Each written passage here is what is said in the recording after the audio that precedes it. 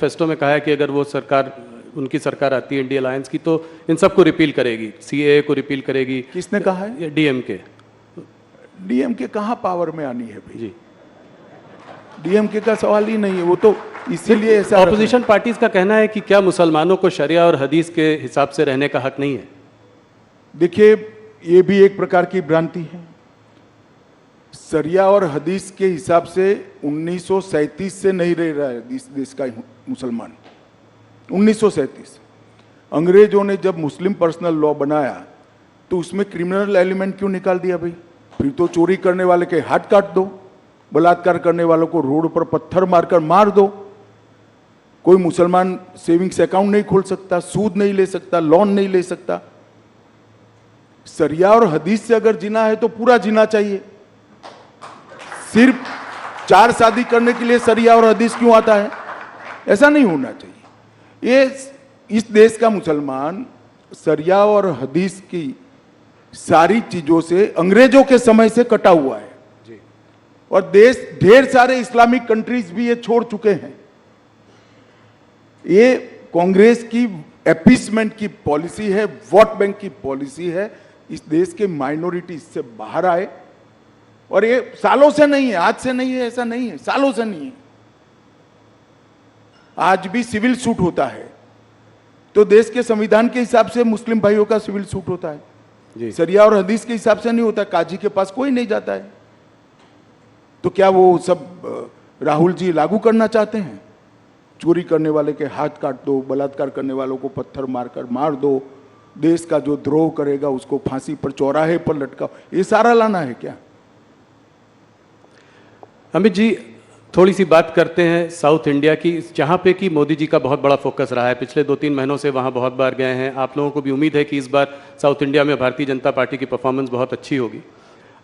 सबसे पहला सवाल तो ये है कि कांग्रेस के वरिष्ठ नेता, ये उनमें से मतलब वाकई एक बड़े वरिष्ठ नेता ने कहा कि साउथ इंडिया जो है दक्षिण भारत को एक अलग देश होना चाहिए। पहले तो मैं जानना चाहता हूँ कि आप इसके बारे में क्या कहना चाहेंगे? देखिए, इसका जवाब तो सच अर्थ में राहुल जी को देना चाहिए। आज तक कांग्रेस ने उस नेता के बयान से कन्नी नहीं काटी। देश की जनता तो मान रही है, कांग्रेस का पॉलिसी है कि इस देश का 2 टुकड़ा होना चाहिए, साउथ इंडिया और नॉर्थ इंडिया जी। मगर राहुल बाबा, आप चिंता मत करो। अब भारतीय जनता पार्टी इतनी ताकतवर है, कांग्रेस दूसरी बार इस देश का विभाजन नहीं कर पाएगी। कभी ये देश के टुकड़े हम नहीं, ये नहीं हो सकता। क्या कर रहे हैं आप? चुनाव जीतने के लिए 2 देश बनाने की बात कर रहे हैं। और क्या होगा इस पार्टी को? इतनी पुरानी पार्टी, आजादी का आंदोलन करने वाली पार्टी, वो इस बयान से कन्नी नहीं काटती है, इनको नोटिस नहीं देती है और फिर से टिकट दे दिया। क्या कहना चाहते हैं आप? उसका जवाब तो कांग्रेस पार्टी ने देना पड़ेगा चुनावों में। आपसे एक सीधा सवाल पूछना चाहता हूं कि 130 लगभग जो सीटें हैं साउथ में, आपको कितनी उम्मीद है इस बार आएंगी? पिछली बार तो आपको कर्नाटका और तेलंगाना के बीच में 29 सीटें मिली थी। देखिए, तुम इधर उधर ईस्ट वेस्ट साउथ सेंटर मत गिनो भाई, 370 गिन लेना।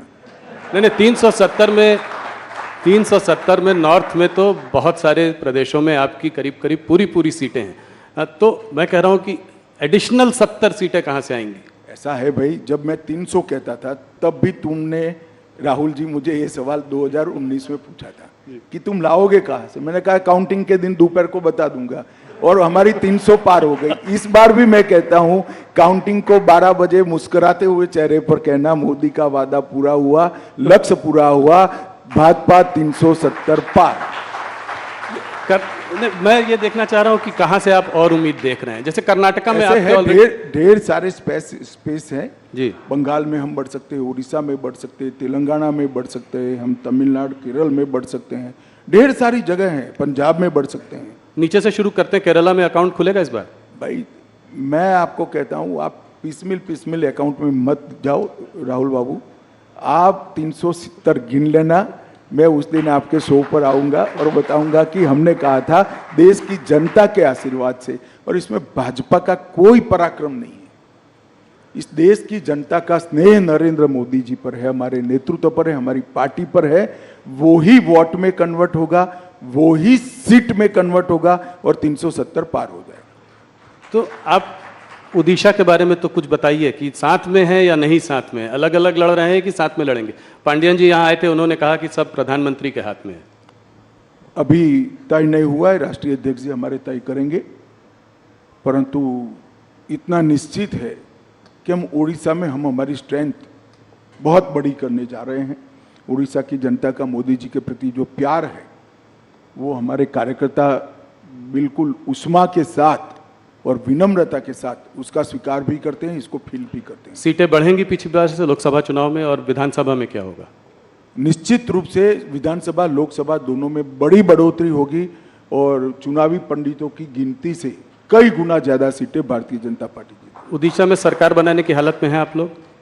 कुछ भी हो सकता है, पहले तय हो जाए कि हम साथ में जा रहे हैं या अकेले जा रहे हैं। साथ में जाएंगे तो बीजू बाबू नेता है, तो स्वाभाविक रूप से हम साथी के रूप में लड़ेंगे। अकेले जाएंगे तो हम सरकार बनाने के लिए ही लड़ेंगे। पांडियन जी ने एक अच्छी अजीब सी बात कही। उन्होंने कहा कि देखिए, सेंटर में बीजेपी को बीजेडी की जरूरत नहीं है और स्टेट में बीजेडी को बीजेपी की जरूरत नहीं है। क्या इस बात से आप सहमत हैं? देखिए, गठबंधन हमेशा जरूरियात के आधार पर नहीं होता। हमें ढेर सारी पार्टियों ने ये पूरे 5 साल में राष्ट्रीय हित के जो मुद्दे थे, इसमें इश्यू बेस्ड समर्थन पार्लियामेंट में दिया है। चाहे 370 हो पहले, चाहे जीएसटी करना था, चाहे बॉन्ड हो। बॉन्ड भी कांग्रेस ने विरोध नहीं किया था जी, उस वक्त नहीं किया था जी, मगर इश्यू बेस्ड समर्थन हमें ढेर सारी पार्टियों ने दिया है। और मैं मानता हूं कि ये लोकतंत्र की खूबसूरती है कि विरोध हर मुद्दे पर नहीं होता है। जो मुद्दा देश हित में होता है, इसका समर्थन इरिस्पेक्टिव ऑफ पार्टी पॉलिटिक्स करना चाहिए, सबने करना चाहिए। 2 प्रदेश जहाँ पे चुनाव इंटरेस्टिंग हो सकता है वो है बिहार और महाराष्ट्र। थोड़ा उस पर बात करूंगा। बिहार पे आपने फिर एक बार, पलटू राम जी तो पलटी मारते रहते हैं, इस बार आपने भी पलटी मारी और उनको आपने 16 सीटें दे दी। देखो भैया, हमने नहीं मारा है पलटी, नीतीश बाबू हमारे साथ ज्वाइन हुए। हम तो जहाँ थे वहीं ही थे जी, हम गंगा किनारे वो पलट के वापस फिर आ गए। हम गंगा किनारे ही थे, गंगा किनारे ही रहे, कोई हमारे साथ आकर मिला पर 16 सीटें उनको दे दी आपने। नहीं। वो तो बिहार यूनिट का नेगोशिएशन का जो नतीजा है वो आपके सामने है। हम पहली बार नीतीश कुमार जी से ज़्यादा सीटें लड़ रहे हैं जी। बड़े भाई की भूमिका में आए हैं, वो हमारे लिए बड़ी बात है। और मुझे विश्वास है कि हम बहुत अच्छी तरह से बिहार में विजयी होंगे। 5 सीट चिराग पासवान जी को दी, पर पशुपति पारस को आपने डंप कर दिया। कोई उनके संग भी समझौता हो सकता है? अभी उन्होंने रिजाइन भी कर दिया आपकी मंत्रालय मिनिस्ट्री। अब समझौते की गुंजाइश नहीं रही, कम रह गई है, लगभग नहींवत है। अच्छा था अगर परिवार पूरा साथ में आता, मगर ठीक है भाई। अभी आप बड़े भाई के रूप में यहाँ आए हैं, तो क्या विधानसभा में भी बड़े भाई के रूप में ही आएंगे और मुख्यमंत्री का चेहरा भारतीय जनता पार्टी का होगा? अभी कुछ नहीं तय नहीं। हमें लोकसभा का चुनाव है, 370 और 400 के लक्ष्य के लिए सब लोग लगे हैं। विजयी होने के बाद आगे का रणनीति हम बनाएंगे। इस बार देखा है बिहार में आपने और छोटी पार्टियों को भी साथ में ले लिया। यही रुख जो है महाराष्ट्र में भी देख रहे हैं। अगर महाराष्ट्र में देखें तो आप पहले आप शिंदे जी को लाए, उसके बाद अजीत पवार आए, आज कल आपसे राज ठाकरे भी मिलकर गए हैं। तो कितनी सीटों का आपको, पिछली बार 41 सीटें थी आपकी 48 में, क्या उससे ऊपर हम जा सकते हैं? 41 से ज्यादा सीटें महाराष्ट्र में जीतेंगे। और ये जो घमंडिया गठबंधन प्रचार कर रहा है, पार्टियां तोड़ी, पार्टियां हमने नहीं तोड़ी हैं। शिवसेना तोड़ने का काम उद्धव ठाकरे के पुत्र प्रेम ने किया है। अगर वो एकनाथ शिंदे को उनका उचित सम्मान देते तो शिवसेना न तोड़ती। और एनसीपी तोड़ने का काम शरद पवार जी की पुत्री प्रेम ने किया है।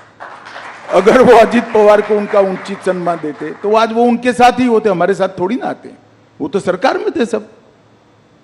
मगर जब आप पुत्र पुत्री के मोह में अंध हो जाते हो तब पार्टियां टूटती है। इसका आरोप हम पर नहीं लगाना चाहिए। कितनी सीटों पर लड़ेंगे आप? 30 के आसपास। आप क्या क्या डिवीजन हुआ है? अभी तय नहीं हुआ है, मगर स्वाभाविक रूप से महाराष्ट्र में हम सबसे बड़ी पार्टी होगी। और उसके बाद शिंदे, और उसके शिंदे सेना, और उसके बाद अजीत पवार। हाँ, कमोबेश यही होगा। कह रहे हैं लोग कि 30 नंबर के ऑफ लगभग नंबर ऑफ सीट अभी तय नहीं हुई है। पंजाब में क्या है? अकाली दल से कभी हाँ कभी ना बातचीत, कोई कहीं कोई एग्रीमेंट कुछ हुआ है? कैप्टन अमरिंदर सिंह और देखिए, ये आप जिस तरह से सवाल पूछे, कभी हाँ कभी ना है ही नहीं। अभी नेगोशिएशन चल रहा है, तो नेगोशिएशन में तो एक ऑफर होती है, हम काउंटर ऑफर देते हैं, वो काउंटर ऑफर देते हैं, हम ऑफर देते हैं, ये चलता है। इसको हाना में नहीं देखना चाहिए। तो उम्मीद है कि मुझे लगता है 2-3 दिन में स्थिति स्पष्ट हो जाएगी। पर आप लोग चाहते हैं कि साथ में लड़ें, ये स्वाभाविक। हम तो चाहते हैं कि हमारे एनडीए के सारे साथी हमारे साथ हो, फिर से एक बार सारा एनडीए संपूर्ण बने, परंतु भारतीय जनता पार्टी का उचित हिस्सा और हमारे कार्यकर्ताओं का सम्मान, वो भी हमारी चिंता का विषय होता है। तो हरियाणा में दुष्यंत चौटाला से बाद में फिर से समझौता हो सकता है, दरवाजे बंद नहीं है, एनडीए में रह सकते हैं। अभी तो आपने बहुत जल्दी होगी, अभी तो वो हमसे अलग हुए हैं, उन्होंने